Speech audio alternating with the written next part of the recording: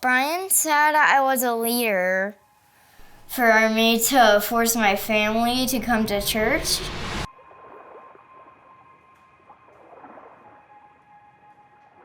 To sum it up easy, I grew up in Illinois and grew up single mother and not involved in a church.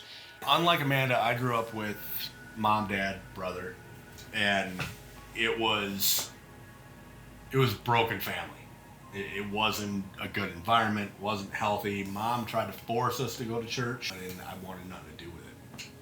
And that's how I spent most of my life. When we look back and reflect, we've agreed that we both were lost. We didn't really have a purpose or a direction, but we knew that we needed to be together. I had reached to a coworker, and she took me to Embrace. But then Emma had heard that I went to church, and Emma, she said, "I want to go to church." And I'm like, I don't know. And Emma started to go to Embrace Academy there, and the very first time she went, she came out and she said, "How many more days until next Sunday?" So I thought it was like a really fun place with a lot of fun classes. The first class I saw in there was baking. So I'm like, yep, I'm just choosing baking. I went and I did like it, so I continued going. And then my dad started to come. There's no way that I was ever going to step foot in church. No way. It wasn't going to happen. Done way too many horrible, evil things in my life. There's no way I thought I could survive stepping into a church. And the baptism on Sunday was insane. I regretted not doing it in March, but when I went in March, I was by myself.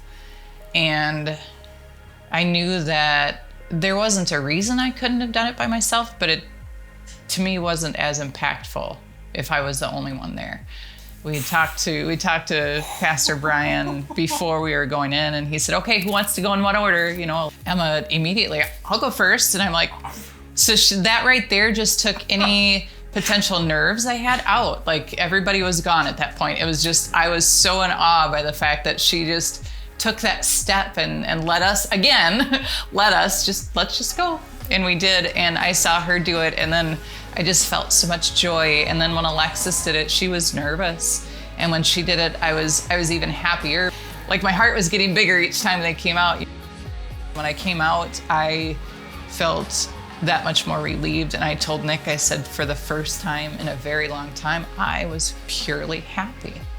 I was anxiously waiting for Nick to go, because to me, that was the biggest moment of all, was the fact that he was committing and he was going to do it. Watching Emma raise her hand to go first, the amount of pride that hit me is, I can't put it into words.